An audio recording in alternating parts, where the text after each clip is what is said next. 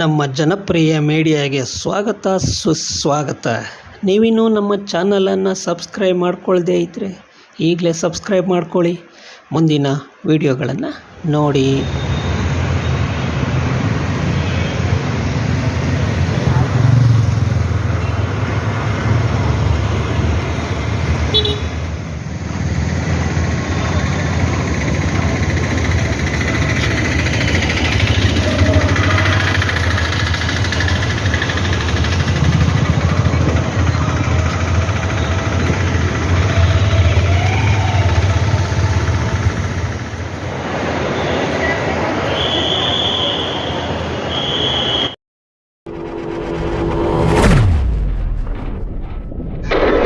ಹೊಯ್ಸಳರ ನಾಡು, ಶಿಲ್ಪಕಲೆಯ ಬೀಡು, ರಾಜ ವಿಷ್ಣುವರ್ಧನರು ಆಳಿದ ನಾಡು, ಶಾಂತಲಾ ದೇವಿಯ ಊರು.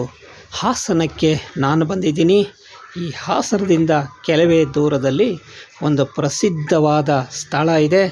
ಆ ಸ್ಥಳದ ಮಹಿಮೆಯೇನು, ಆ ಸ್ಥಳದ ವಿಶೇಷತೆ ಏನು ಅನ್ನೋದನ್ನು ನಾನು ನಿಮಗೆ ಸವಿವರವಾಗಿ ತಿಳಿಸ್ಕೊಡ್ತೀನಿ. ಬನ್ನಿ ಹೋಗೋಣ ಆ ಊರಿನ ಕಡೆ. ನಮ್ಮ ಚಾನಲನ್ನು ನೋಡ್ತಾ ಇರಿ, ಪ್ರೋತ್ಸಾಹಿಸ್ತಾ ಇರಿ.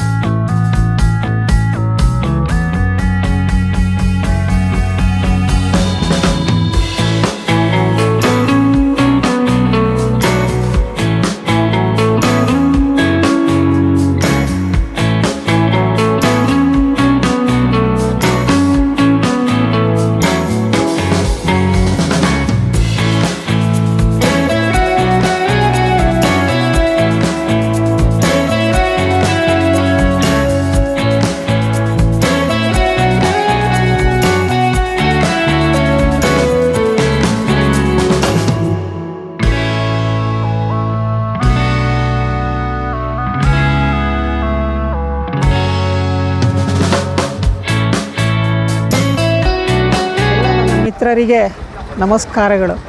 ಎಲ್ಲಿಗೆ ಬಂದಿದ್ದೀನಿ ಅಂತ ಗೊತ್ತಾ? ಏನು ವಿಶೇಷತೆ ಗೊತ್ತಾ? ಬೋರ್ಡ್ ನೋಡಿ, ಸಾಲಗಾಮೆ ಅನ್ನೋ ಒಂದು ಗ್ರಾಮಕ್ಕೆ ಬಂದಿದ್ದೀನಿ.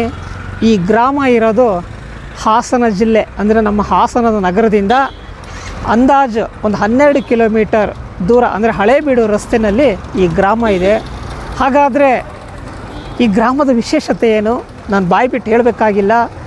ರಾಜ ವಿಷ್ಣುವರ್ಧನರು, ಹೊಯ್ಸಳರು, ದೊರೆಗಳು ಆಡಿದಂಥ, ಬೆಳೆದಂಥ, ರಾಜ್ಯಭಾರ ಮಾಡಿದಂಥ ಈ ಪುಣ್ಯ ಸ್ಥಳ, ಶಿಲ್ಪಕಲೆಗಳಿಗೆ ಹೆಸರುವಾಸಿಯಾದಂಥ ಸ್ಥಳ. ಹಾಗಾದರೆ ಈ ಊರಿನಲ್ಲಿ, ಈ ಸಾಲಗಾಮಿನಲ್ಲಿ ಏನು ವಿಶೇಷತೆ ಅಂತೀರಾ? ನಿಜಕ್ಕೂ ವಿಶೇಷತೆ ಇದೆ.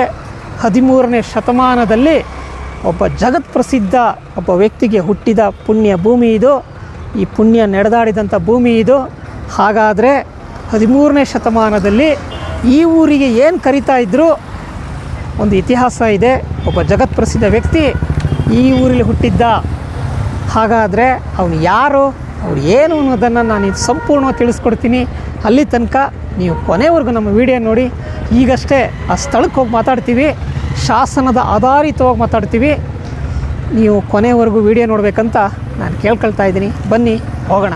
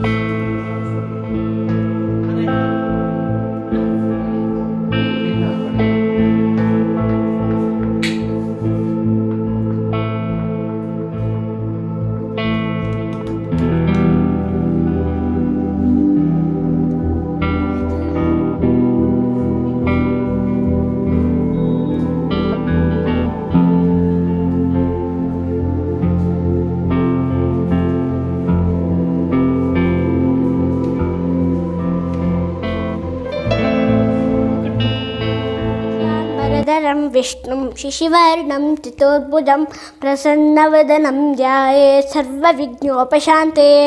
गुरुब्रह्मा गुरुविष्णु गुरुर्देवो महेश्वरः गुरुर्साक्षात् परब्रह्म तस्मै श्रीगुरवे नमः।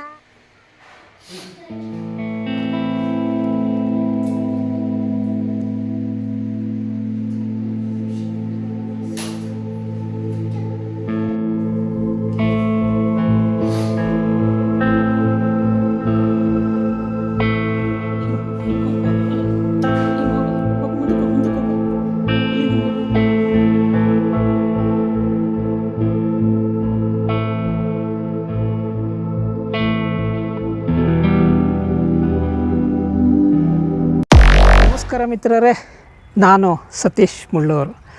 ನಾನು ಒಂದು ಐತಿಹಾಸಿಕ ಹಿನ್ನೆಲೆಯನ್ನು ಹುಡುಕ್ತಾ ಹಾಸನಕ್ಕೆ ಬಂದೆ. ಹಾಸನದಿಂದ 12 ಕಿಲೋಮೀಟರ್, ಅಂದಾಜು 12 ಕಿಲೋಮೀಟರ್ ದೂರದಲ್ಲಿರುವಂಥ ಸಾಲ್ಗಾಮೆ ಅನ್ನೋ ಒಂದು ಊರಿಗೆ ಬಂದೆ. ಆ ಸಾಲ್ಗಾಮೆ ಅನ್ನೋ ಒಂದು ಊರಿಗೆ ಬಂದಾಗ 850 ವರ್ಷಗಳ ಒಂದು ಇತಿಹಾಸವನ್ನು ಹುಡುಕಬೇಕು, ಎಲ್ಲಿದೆ ಅಂತ ನಾನು ನೋಡ್ಕೊಂಡ್ಬಂದೆ. ಹಾಗೆ ಚನ್ನಕೇಶವನ ದೇವಸ್ಥಾನಕ್ಕೆ ಬಂದೆ. ಆ ಶಾಸನ ಹೆಂಗಿದೆ ಅಂತ ನನಗೆ ಭಾಳ ಕುತೂಹಲ ಇತ್ತು. ಬಂದಾಗ ನನಗೆ ಸಿಕ್ಕಿದ್ದು ಈ ಸ್ಥಿತಿಯಲ್ಲಿ. ಅಂದರೆ ಯಾವಾಗಲೂ ಅಷ್ಟೇ ನಮಗೆ ಇತಿಹಾಸದ ಕೊರತೆ ಇಲ್ಲದಾಗ ಅಥವಾ ಅದರದ ಬಗ್ಗೆ ಮಾಹಿತಿ ಇಲ್ಲದಾಗ ನಮಗೆ ಈ ಥರ ಆಗುತ್ತೆ. ಯಾಕೆಂದ್ರೆ ನಾನು ಹೇಳ್ತಾ ಇಲ್ಲ. ಅದರದ ಬಗ್ಗೆ ನಮಗೆ ಮಾಹಿತಿ ಇಲ್ಲದಾಗ ಅಥವಾ ಅದ್ರ ಬಗ್ಗೆ ನಮಗೆ ಅರಿವೇ ಇಲ್ಲದಾಗ ಈ ರೀತಿ ನೋಡಿ, ಈ ಶಾಸನಕ್ಕೆ ಪಾಪ ಏನೋ ಗೊತ್ತಾಗದೆ ಇದನ್ನು ಬಳದ್ಬಿಟ್ಟಿದ್ದಾರೆ, ಏನನ್ನ ಸುಣ್ಣವನ್ನು ಬಳದ್ಬಿಟ್ಟಿದ್ದಾರೆ. ಅದರಿಂದ ಏನಾಗಿದೆ ಅಂದರೆ ಈ ಶಾಸನದಲ್ಲಿ ಏನಿದೆ, ಇದರ ಇತಿಹಾಸ ಏನು ಅನ್ನೋದು ಯಾರಿಗೂ ಗೊತ್ತಾಗ್ತಾ ಇಲ್ಲ. ಇರಲಿ, ಸಂತೋಷ. ಆದರೆ ಒಂದು ಸಂತೋಷದ ವಿಚಾರ ಏನು ಅಂದರೆ, ಈಗ ನಾನು ಈ ಇತಿಹಾಸವನ್ನು ಹುಡುಕಲ್ತಾ ಅದು ಏನು ಅಂತ ನಾನು ಹುಡ್ಕೊಂಬಂದಾಗ ಕನಿಷ್ಠ ಈ ಶಾಸನ ಇದೆಯಲ್ಲ, ಇದಕ್ಕೆ ನಾನು ಒಂದು ತುಂಬ ಹೃದಯದ ಧನ್ಯವಾದವನ್ನು ಹೇಳಬೇಕು. ಹಾಗಾದರೆ ಈ ಊರಿನ ಈ ಶಾಸನದಲ್ಲಿ ಏನಿದೆ, ಹಾಗಾದರೆ ಈ ಊರಿನ ಚರಿತ್ರೆ ಏನು ಅನ್ನೋದನ್ನು ನಾನು ಸಂಪೂರ್ಣವಾಗಿ ಹೇಳ್ತೀನಿ. ಹಾಗೆ ಈ ಸಾಲ್ಗಾಮೆಯಲ್ಲಿ ಒಬ್ಬ ಜಗತ್ಪ್ರಸಿದ್ಧ ಒಬ್ಬ ವ್ಯಕ್ತಿಯು ಈ ಊರಿನಲ್ಲಿ ಹುಟ್ಟಿದ್ದ. ಹಾಗಾದರೆ ಆ ಹುಟ್ಟಿದಂಥ ವ್ಯಕ್ತಿ ಯಾರು ಅನ್ನೋದನ್ನು ನಾನು ಹೇಳ್ತೇನೆ. ನೀವು ನಮ್ಮ ಚಾನಲನ್ನು ಸಬ್ಸ್ಕ್ರೈಬ್ ಮಾಡಿ ಮತ್ತು 4 ಜನಕ್ಕೆ ಇದನ್ನು ಶೇರ್ ಮಾಡಿ. ನಿಮ್ಮ ಪ್ರೋತ್ಸಾಹ ನನಗೆ ಬಹಳ ಮುಖ್ಯ. ಯಾಕೆಂದರೆ ಇಷ್ಟು ನಾವು ಇತಿಹಾಸವನ್ನು ಹುಡುಕ ಬಂದಾಗ ನಮಗೆ ಒಂದು ಪ್ರೋತ್ಸಾಹ ಸಿಗದೆ ಹೋದರೆ ಎಲ್ಲೋ ಒಂದು ಕಡೆ ಏನೋ ಒಂದು ಸಣ್ಣ ನೋವಾಗ್ಬೋದು. ನೀವು ಶೇರ್ ಮಾಡ್ತೀರಿ, ಸಬ್ಸ್ಕ್ರೈಬ್ ಮಾಡ್ಕೊಳ್ತೀರಿ ಅನ್ನೋದು ನನ್ನ ಭಾವನೆ.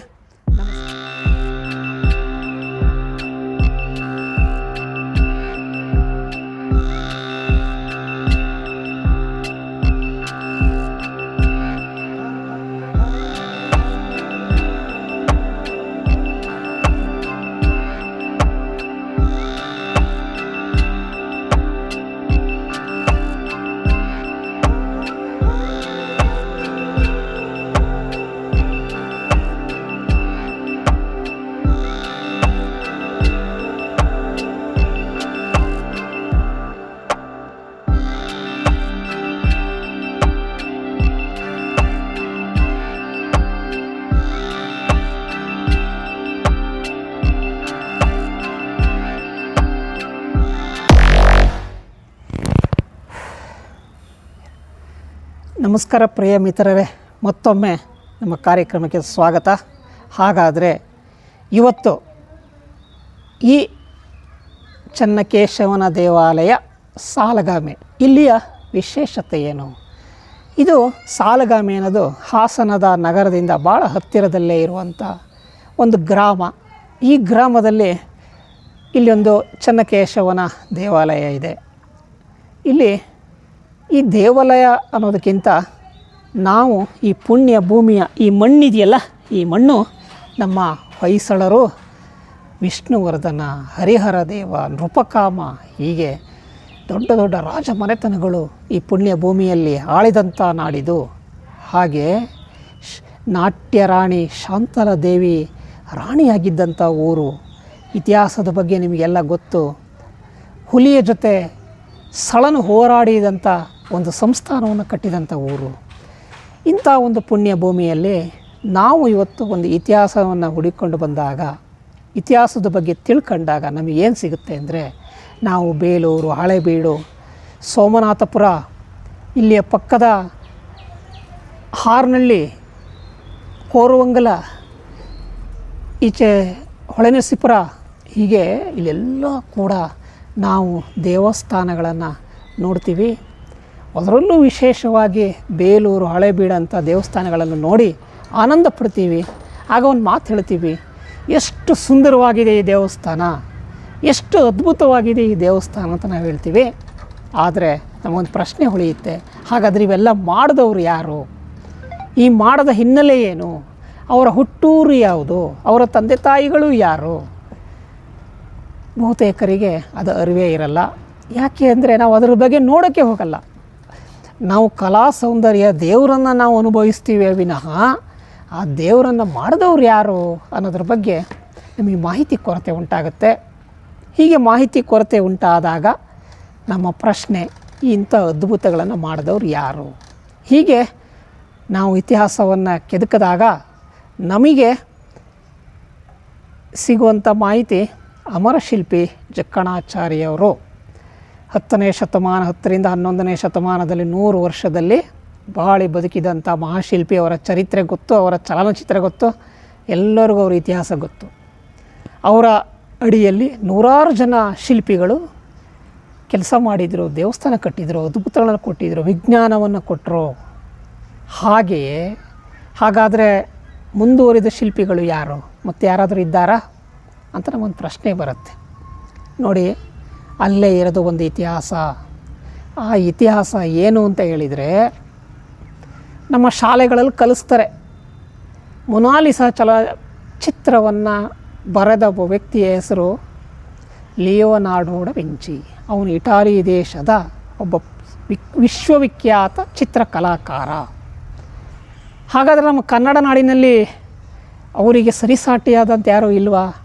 ನೀವು ಯಾರಾದರೂ ಶಾಲಾ ಮಕ್ಕಳುಗಳಿಗೆ ಹೋಗಿ ಮಲ್ಲಿತಮ್ಮ ಅನ್ನೋ ಒಬ್ಬ ಜಗತ್ಪ್ರಸಿದ್ಧವಾದ ಶಿಲ್ಪ ಕಲಾವಿದ ಇದ್ದ, ದೇವಸ್ಥಾನ ಕಟ್ತಾ ಇದ್ದ, ಅದ್ಭುತ ದೇವರುಗಳನ್ನು ಮಾಡ್ದ ಅಂತ ಹೇಳಿದರೆ ಬಹುಶಃ ನಿಮಗೆಲ್ಲ ಹುಚ್ಚು ಅಂತ ಅನ್ಬೋದು. ಯಾರಪ್ಪ ಅವನು? ಆ ಹುಟ್ಟಿದ ಊರವರಾಗಲಿ, ಶಾಲೆಯೇ ಆಗಲಿ, ಮಾಸ್ಟರ್ಗಳಾಗಲಿ, ಇನ್ನೊಬ್ಬರಿಗಾಗಿ ಅವನ ಬಗ್ಗೆ ಅರಿವೇ ಇಲ್ಲ. ಆ ಒಂದು ಇತಿಹಾಸ ಇದೆಯಲ್ಲ, ಮಲ್ಲಿತಮ್ಮ ಅನ್ನೋ ಒಬ್ಬ ಮಹಾಶಿಲ್ಪಿ, ಅವನು 13ನೇ ಶತಮಾನದಲ್ಲೇ ಇದ್ದಂಥ ಹೊಯ್ಸಳರ ನಾಡಿನಲ್ಲೇ ಇದ್ದಂಥ ಒಬ್ಬ ಮಹಾ ವ್ಯಕ್ತಿ, ಜಗತ್ಪ್ರಸಿದ್ಧ ಶಿಲ್ಪ ಕಲಾಚತುರ. ಆ ಶಿಲ್ಪ ಕಲಾಚತುರನ ಓರೆ ಸಾಲಗಾಮೆ. ಅವನು ಇದ್ದದ್ದಕ್ಕೆ ಸಾಕ್ಷಿ ಇರೋದೇ ಇದೇ ಶಿಲಾಶಾಸನ. ಮಹಾಶಿಲ್ಪಿ, ಜಗತ್ಪ್ರಸಿದ್ಧ ಮಹಾಶಿಲ್ಪಿ ಮಲ್ಲಿತಮ್ಮನ ಹುಟ್ಟಿದ ಓರೆ ಸಾಲಗಾಮೆ. ಈ ಸಾಲಗಾಮೆಗೆ 800 ವರ್ಷಗಳ ಹಿಂದೆ ಒಂದು ಹೆಸರಿತ್ತು. ಈ ಊರಿನ ನಿಜವಾದ ಹೆಸರು ಪಾಂಚಜನ್ಯಪುರ ಅಂತ. ಅದು ಮುಂದೆ ಸಾಲಗಾಮಿಯಾಗಿ ಹೆಸರು ಬಂದಿದೆ. ಹಾಗಾದರೆ ಈ ಮಲ್ಲಿತಮ್ಮನ ಕೌಶಲ್ಯ ಏನು, ಅವನ ಹಿನ್ನೆಲೆ ಏನು ಅಂತ ನಾವು ನೋಡಿದಾಗ, ಮಲ್ಲಿತಮ್ಮನು 5-6 ದೇವಸ್ಥಾನಗಳನ್ನು ಕಟ್ಟಿದ್ದಾರೆ. ಜಾವುಗಲಿನ ದೇವಸ್ಥಾನ, ಕೋರವಂಗಲದ ದೇವಸ್ಥಾನ, ಹಾರ್ನಳ್ಳಿ ದೇವಸ್ಥಾನ, ಈಗ ನಾವು ಕಾಣ್ತಿರುವಂಥ ಈ ಚೆನ್ನಕೇಶವ ದೇವಸ್ಥಾನ. ಹೀಗೆ ತನ್ನ ಇಳಿ ವಯಸ್ಸಿನಲ್ಲಿ, ಅಂದರೆ 90ನೇ ವಯಸ್ಸಿನಲ್ಲಿ ಅತ್ಯಂತ ಅನುಭವಿ ಶಿಲ್ಪಿಯಾಗಿದ್ದ ಅವನು ಸೋಮನಾಥ ದೇವಸ್ಥಾನ, ಅಂದರೆ ನಮ್ಮ ಮೈಸೂರು ಟಿ ನರಸೀಪುರದ ಹತ್ತಿರ ಇರುವಂಥ ಸೋಮನಾಥ ದೇವಸ್ಥಾನವನ್ನು ಕಟ್ಟೋದರಲ್ಲಿ ಮಹತ್ತರವಾದ ಪಾತ್ರ ಇತ್ತು. ಹಾಗೆ ಹೊಯ್ಸಳರ ಕೊನೆಯ ದೇವಸ್ಥಾನವೂ ಕೂಡ ಅದಾಗಿತ್ತು.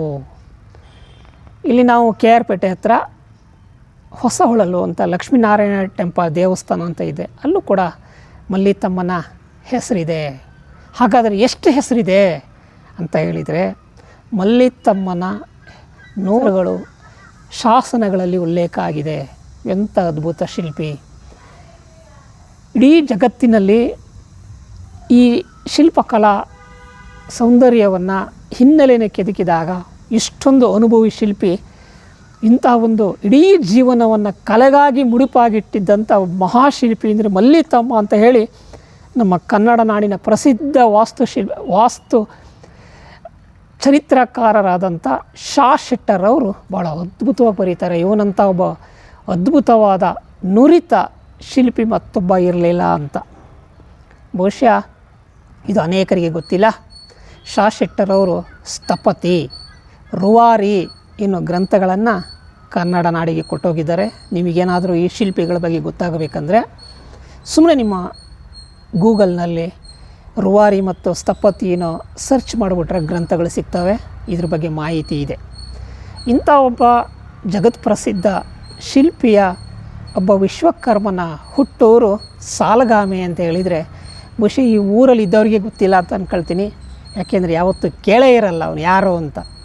ಯಾಕೆಂದರೆ ನಾವು ಇಟಲಿ ದೇಶದ ಲಿಯೋನಾರ್ಡೋ ವಿಂಚಿ ಹೆಸರು ಇಡೀ ಜಗತ್ಪ್ರಸಿದ್ಧವಾಗಿ ಮಾಡಿದ್ದೀವಿ ಅಂದರೆ, ನಮ್ಮ ಕನ್ನಡ ನಾಡಿನ ಈ ಪುಣ್ಯ ಊರಿನಲ್ಲಿ, ಈ ಸಾಲಗಾಮೆಯಲ್ಲಿ ಹುಟ್ಟಿ ಬೆಳೆದು 300 ಕಿಲೋಮೀಟ್ರ್ ವ್ಯಾಪ್ತಿಯಲ್ಲಿ ಅದ್ಭುತವಾದ ಶಿಲ್ಪ ಕಲೆಗಳನ್ನು ಕೊಟ್ಟು ಹೋಗಿದ್ದಾನೆ ಅಂತ ಹೇಳಿದರೆ, ನಾವು ಜಗತ್ತು ಬಿಡಿ ನಮ್ಮ ಕನ್ನಡ ಶಾಲೆಗಳಲ್ಲಾದರೂ ಹೇಳ್ಕೊಡ್ಬೇಕಲ್ಲ.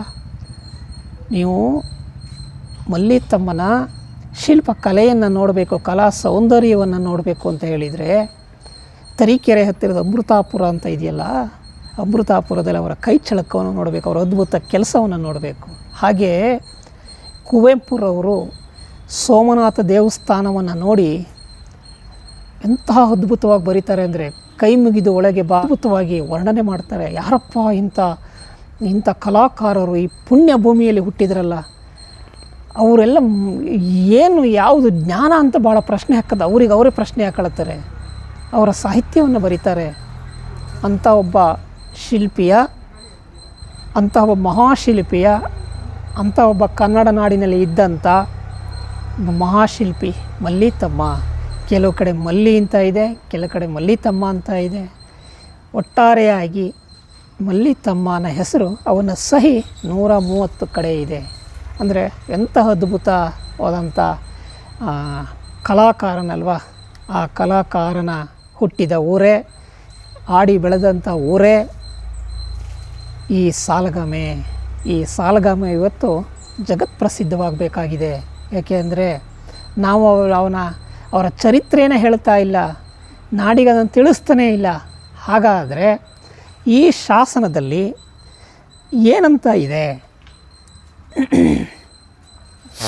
ನೋಡಿ, ಒಂದು ಸ್ವಲ್ಪ ನನಗೆ ಗೊತ್ತಿರೋಷ್ಟು ನಾನು ಅದ್ರ ಬಗ್ಗೆ ವರ್ಣನೆ ಮಾಡ್ತೀನಿ. ಶುಕ್ಲಂ ವರದರಂ ವಿಷ್ಣುಂ ಶಶಿವರ್ಣಂ ಚತುರ್ಭುಜಂ ಪ್ರಸನ್ನವದನಂ ಸರ್ವವಿಘ್ನೋಪಶಾಂತಿಯೇ ಯಮನೀಯ ಸ್ವಾಸ್ಥಾಯ ಧ್ಯಾನಧಾರಣ ಮೌನಾನುಷ್ಠಾನ ಜಪಸಮಾಧಿಃ ಸಂಪನ್ನರಂ ಯವು ಪಾಪಾಗ್ನಾಗ್ನಿ ಹೋತ್ರ ದ್ವಿಜ ಗುರುದೇವತಾ ತತ್ಪರರು ಮೂರ್ತಾಂಡೋಜ್ಜಳ ಕೀರ್ತಿಯುತ್ತಮಪ್ಪ ಶ್ರೀ ಯಗ್ರಹಾರ ಸರಸ್ವತಿ ಪುರವಾದ ಸಾಲಗಾಮೆ ಭೋಗಯನು ಪಟಳದಿಂದ ಕಟ್ಟಿಳಿದು ಕೆರೆಯೊಡೆದು ಕೇಶವ ದೇವರ ದೇವಾಲಯವು ಉತ್ಪನ್ನವಾಗಿ ಅಪಾರ ಕಾಲ ಆರು ಮಾಡುವರಿಲ್ಲದಿ ರುದ್ರನು ಪ್ರತಾಪ ಚಕ್ರವರ್ತಿ ಹೊಯ್ಸಣ ಭುಜಬಳ ವೀರ ಸೋಮೇಶ್ವರ ದೇವರಸನು ಕಣ್ಣನ್ನೂರ ನೆಲವೀಡಿನಲು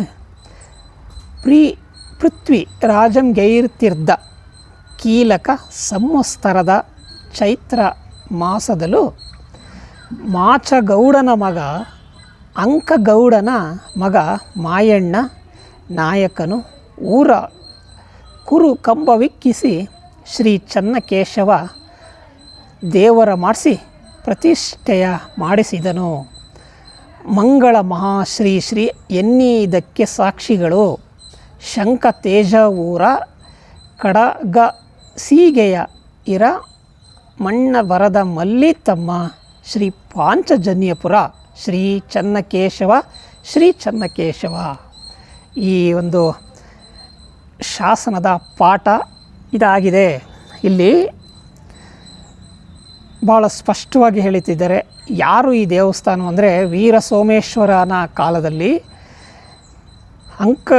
ಮಾಚಗೌಡನ ಮಗ ಅಂಕಗೌಡನ ಮಗ ಮಾಯಣ್ಣ ಅಂದರೆ ಅವರು ಯಾರ್ಯಾರು ಮಾಡಿಸಿದ ವಂಶದ ಬಗ್ಗೆ ಹೇಳಿದ್ದಾರೆ. ದೇವರ ಮಾಡಿಸಿ ಅಂದರೆ ದೇವರ ಪ್ರತಿಷ್ಠಾಪನೆಯನ್ನು ಮಾಡಿಸಿದ್ರು. ಶಂಕ ತೇಜ ಊರು, ಇಲ್ಲಿ ಶಂಕ ಅಂತ ಒಂದು ಊರಿದೆ, ಕಡಗ ಅಂತ ಊರಿದೆ. ಅಂದರೆ ಇವರೆಲ್ಲ ಅಲ್ಲಿ ಬಂದು ಮಣ್ಣದ ಬರದ ಸಾಕ್ಷಿಗಳಾಗಿದ್ದರು.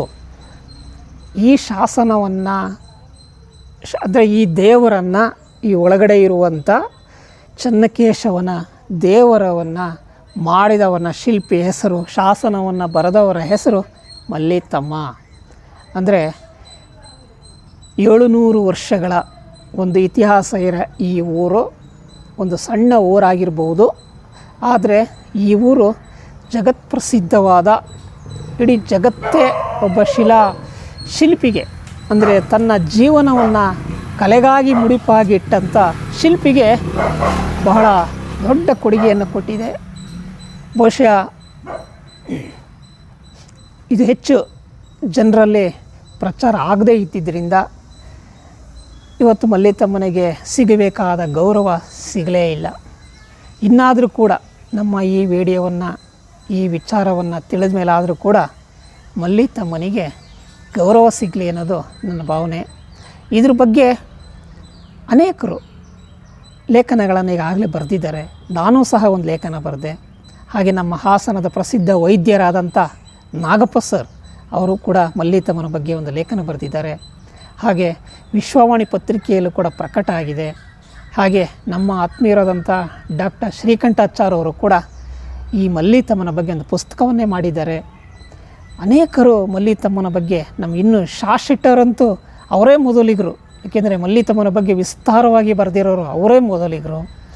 ಅವ್ರಿಗಿಂತ ಹೆಚ್ಚಾಗಿ ಇನ್ನಷ್ಟು ಬೇಕಷ್ಟು ಜನ ಈ ಮಲ್ಲಿತಮ್ಮನ ಮಹಾಶಿಲ್ಪಿಯ ಬಗ್ಗೆ ಬರೆದಿದ್ದಾರೆ.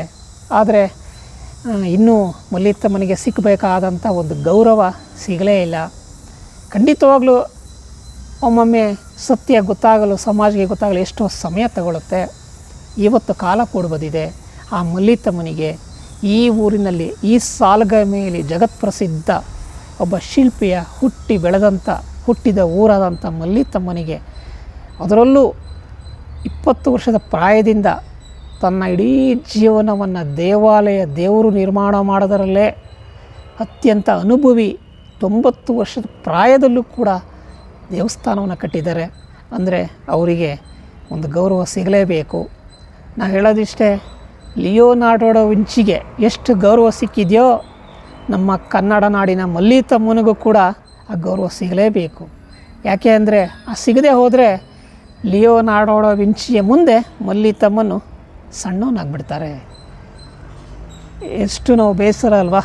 ನಮ್ಮ ಕನ್ನಡ ನಾಡಿನ ಎಂತೆಂಥ ಅದ್ಭುತ ವ್ಯಕ್ತಿಗಳು ಹುಟ್ಟಿದ್ದಾರೆ, ಇನ್ನೂ ಯಾರ್ಯಾರೋ ಹುಟ್ಟಿದ್ದಾರೆ, ಏನೇನೋ ಸಾಧನೆ ಮಾಡಿದ್ದಾರೆ. ಬೇರೆ ಬೇರೆ ಕಾರಣಗಳಿಂದ ಅವರು ಎಲೆಮರೆಯ ಕಾಯಿ ಅಂತ ಆಗೋಗಿದ್ದಾರೆ. ಅಂಥವ್ರನ್ನೆಲ್ಲ ನಾವು ಪರಿಚಯಿಸುವಂಥ ಕೆಲಸ ಆಗಬೇಕು. ಯಾಕೆ ಅಂದರೆ ಅವರು ಕೊಟ್ಟಂಥ ಶಿಲ್ಪ ಕಲೆಗಳೇ ಅಲ್ಲಿ ಇವತ್ತು ನಮ್ಮ ಸಂಸ್ಕೃತಿಯನ್ನು ಬಿಂಬಿಸ್ತಾ ಇರೋದು. ಮಲ್ಲಿತಮ್ಮನಂಥ ಮಹಾಶಿಲ್ಪಿಗಳು 5 ದೇವಸ್ಥಾನವನ್ನು ಕಟ್ಟಿದಂಥ ದೇವಸ್ಥಾನವನ್ನು ನೋಡಲು ಎಷ್ಟು ಸಾವಿರ, 5,000, 10,000 ಕಿಲೋಮೀಟ್ರ್ ದೂರದಿಂದ ಅವುಗಳನ್ನು ನೋಡೋಕ್ಕೋಸ್ಕರ ಬರ್ತಾರಲ್ಲ. ಇದಕ್ಕಿಂತ ಬೇಕಾ ನಮಗೆ? ಇಂಥ ಒಬ್ಬ ಮಹಾಶಿಲ್ಪಿಗೆ ಗೌರವ ಸಿಗಲಿ ಅನ್ನೋದು ನನ್ನ ಭಾವನೆ. ಏನು ಹಾಸನದಿಂದ ಸಾಲಗಾಮೆ ಹಳೆಬೀಡು ರಸ್ತೆಗೆ ಹೋಗುವಾಗ ಕೇವಲ 12 ಕಿಲೋಮೀಟ್ರ್ ದೂರದಲ್ಲಿದೆ. ಒಮ್ಮೆ ಬನ್ನಿ, ನೀವು ಯಾರಾದರೂ ಬಂದು ಒಬ್ಬ ಮಲ್ಲಿತಮ್ಮ ಮಹಾಶಿಲ್ಪಿಗಳೇ ಎಂಥ ಅದ್ಭುತ ಕೊಡುಗೆ ಕೊಟ್ಟಿದ್ದೀರಿ ಅಂತೇಳಿ ಒಂದು ಕೈ ಮುಗಿದ್ರೆ ಅವರಿಗೆ ಎಲ್ಲೋ ಸ್ವರ್ಗದಲ್ಲಿ ಇರುವಂಥ ಆ ಕಲೆಗಳನ್ನು ಬಿಟ್ಟು ಹೋಗಿರುವಂಥ ಮಹಾಶಿಲ್ಪಿಗೆ ನಾವೆಲ್ಲರೂ ಗೌರವ ಸಲ್ಲಿಸ್ತಂತಾಗುತ್ತೆ ಅಲ್ವಾ. ಇದಕ್ಕಿಂತ ಇನ್ನೇನಿದೆ? ಇವತ್ತು ಭಾರತ ದೇಶ ಯಾವುದಕ್ಕೆ ಪ್ರಸಿದ್ಧಿಯಾಗಿದೆ ಅಂದರೆ ವಿಗ್ರಹಾರಾಧನೆಗೆ. ಈ ಹಿಂದೂ ಧರ್ಮ ನಿಂತಿರೋದೇ ವಿಗ್ರಹಾರಾಧನೆಯ ಮೇಲೆ, ಶಿಲ್ಪಕಲೆಗಳ ಮೇಲೆ. ಶಿಲ್ಪಕಲೆಗಳು ನಾಶ ಆದರೆ ಹಿಂದೂ ಧರ್ಮವು ನಾಶ ಆಗುತ್ತೆ, ನೆನ್ಪಿಟ್ಕೊಳ್ಳಿ. ಇವತ್ತು ಪಾರಂಪರಿಕ ಶಿಲ್ಪವು ನಶಿಸ್ತಾ ಇದೆ. ಬರೀ ಶಿಲ್ಪಗಳು ಪ್ರತಿಷ್ಠಾಪನೆ ಆಗ್ತಾ ಇದ್ದಾವೆ. ಹಾಗಾದ್ರೆ ಒಂದು ಪ್ರಶ್ನೆ ಕೇಳ್ಬೋದು, ಪಾರಂಪರಿಕ ಶಿಲ್ಪ ಅಂದ್ರೇನು, ಶಿಲ್ಪ ಅಂದರೆ ಏನು ಅಂತ. ಪಾರಂಪರಿಕ ಶಿಲ್ಪಕ್ಕೂ ಭಾಳ ಅಜಗಜಾಂತರ ವ್ಯತ್ಯಾಸ ಇದೆ. ಮಲ್ಲಿತಮ್ಮನಂಥ ಮಹಾಶಿಲ್ಪಿಗಳು ಪರಿಪಕ್ವವಾದ ಶಿಲ್ಪಶಾಸ್ತ್ರದ ಮೂಲ ತತ್ವದಂತೆ ಇಂಥ ದೇವಸ್ಥಾನಗಳನ್ನು ಮಾಡಿದ್ದಾರೆ ಅಂದರೆ ಆವತ್ತಿನ ಕಾಲ ಮಾನವರು ಹೇಗೆ ಬದುಕ್ತಾಯಿದ್ರು ಅಂತ ಯೋಚನೆ ಮಾಡಬೇಕಲ್ಲ. ಯಾಕೆ ಅಂದರೆ ವಿದ್ಯುತ್ ಇರಲಿಲ್ಲ, ಆಧುನಿಕ ಶಸ್ತ್ರಗಳು ಇರಲಿಲ್ಲ. ಮನುಷ್ಯ ಹೆಂಗೆ ಬದುಕ್ತಾ ಇದ್ದ? ಒಂದು ಹಳ್ಳು ಗಾಡಿನಲ್ಲಿ, ಯಾವುದೋ ಮಣ್ಣು ಗಾಡಿನಲ್ಲಿ, ಈ ಪ್ರಾಣಿಗಳ ಸಹಾಯದಿಂದ ಬದುಕ್ತಿಂಥ ಕಾಲದಲ್ಲಿ ಒಂದು ಇಂಜಿನಿಯರಿಂಗ್ಗಿಂತ ಹೆಚ್ಚಾಗಿ ಒಂದು ಆರ್ಕಿಟೆಕ್ಟ್ ಮಾಡ್ತಾರಲ್ಲ. ಒಂದೊಂದು ಕಂಬ ಒಳಗಡೆ ನೋಡಿಬಿಟ್ರೆ ಒಂದೊಂದು ಕಂಬವನ್ನು 90 ಡಿಗ್ರಿ 360 ಡಿಗ್ರಿ ಇವೆಲ್ಲವನ್ನು ಅಳತೆ ಎಲ್ಲವನ್ನು ಮಾಡಿದ್ದಾರಲ್ಲ. ಆ ಜ್ಞಾನ ಎಂಥದ್ದು? ಇವೆಲ್ಲ ಮನುಷ್ಯನಿಗೆ ಸುಮ್ಮನೆ ಬಂದಿಲ್ಲ. ಅಂದರೆ ಮಲ್ಲಿತಮ್ಮ ಅಂದ್ರೆ ಬರೀ ಶಿಲ್ಪಿ ಅಲ್ಲ, ಒಬ್ಬ ಸ್ಥಪತಿ ಅಂದರೆ ಶಿಲ್ಪಕಲೆಯಲ್ಲಿ ಸರ್ವವನ್ನೂ ಗೊತ್ತಿರೋನೇ ಸ್ಥಪತಿಗಳು. ಅಂದರೆ ಅವನು ಫಸ್ಟ್ ಶಿಲ್ಪಶಾಸ್ತ್ರದ ಬಗ್ಗೆ ಸಂಪೂರ್ಣ ಅಧ್ಯಯನ ಇರಬೇಕು, ದೇವರ ಪ್ರತಿಷ್ಠಾಪನೆ ಗೊತ್ತಿರಬೇಕು. ಅವರಿಗೆ ಎಲ್ಲ ಆ ಒಂದು ಕಂಬ, ಒಂದು ಮೂಲೆ, ಒಂದು ಎಷ್ಟು ಇರಬೇಕು ಅಳತೆ ಮಾಪನ ಎಲ್ಲವೂ ಇದ್ರೇ ಒಂದು ಸ್ಥಪತಿ ಅಂತ ಕರೆಯೋದು. ಹಾಗಂತ ಮಲ್ಲಿತಮ್ಮ ಒಬ್ಬರೇ ಕೆಲಸ ಮಾಡಿದ್ರು ನಾನು ಹೇಳ್ತಾ ಇಲ್ಲ.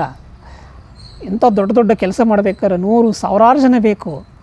ಅಂದರೆ ಮಲ್ಲಿತಮ್ಮನ ಜೊತೆಯಲ್ಲಿ ಅವರ ಶಿಷ್ಯಂದಿರು ಎಲ್ಲ ದುಡ್ದಿದ್ದಾರೆ, ಆದರೆ ಅವರೆಲ್ಲ ಶಿಲ್ಪಿಗಳು. ಆದರೆ ಮಲ್ಲಿತಮ್ಮ ಒಬ್ಬ ಸ್ಥಪತಿ. ಆ ಸ್ಥಪತಿಯ ಹುಟ್ಟೂರು ಈ ಪಾಂಚಜನ್ಯಪುರ ಯಾವುದು ಅಂದರೆ ಸಾಲಗಾಮೆ ಎಲ್ಲಿದೆ ಅಂದರೆ ಹಾಸನದಿಂದ ಹಳೆಬೀಡು ರಸ್ತೆಯಲ್ಲಿ 12 ಕಿಲೋಮೀಟರ್ ದೂರದಲ್ಲಿದೆ.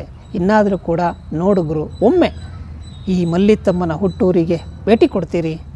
ಆ ಮಲ್ಲಿತಮ್ಮನು ಮಾಡಿದಂಥ ಈ ಚೆನ್ನಕೇಶವನ ದೇವರನ್ನು ನೋಡಿ ಆನಂದ ಪಡಿ ಅಂತ ಹೇಳ್ತಾ ನನ್ನ ಇವತ್ತಿನ ಈ ಒಂದು ವಿಚಾರವನ್ನು ತಿಳಿಸ್ತಾ ಇದ್ದೀನಿ, ಮುಗಿಸ್ತಾ ಇದ್ದೀನಿ. ನಮಸ್ಕಾರ, ಒಳ್ಳೆಯದಾಗಲಿ. ಇಂಥ ಅದ್ಭುತ ಶಿಲ್ಪಕಲೆಗಳನ್ನು ಕೊಟ್ಟಂಥ ಮಹಾಶಿಲ್ಪಿ ಮಲ್ಲಿತಮ್ಮನಿಗೆ ನಮ್ಮ ಸಾಷ್ಟಾಂಗ ನಮಸ್ಕಾರಗಳು, ಗೌರವಪೂರ್ವಕ ವಂದನೆಗಳು. ಜೈ ಭಾರತಾಂಬೆ, ಜೈ ಕನ್ನಡಾಂಬೆ.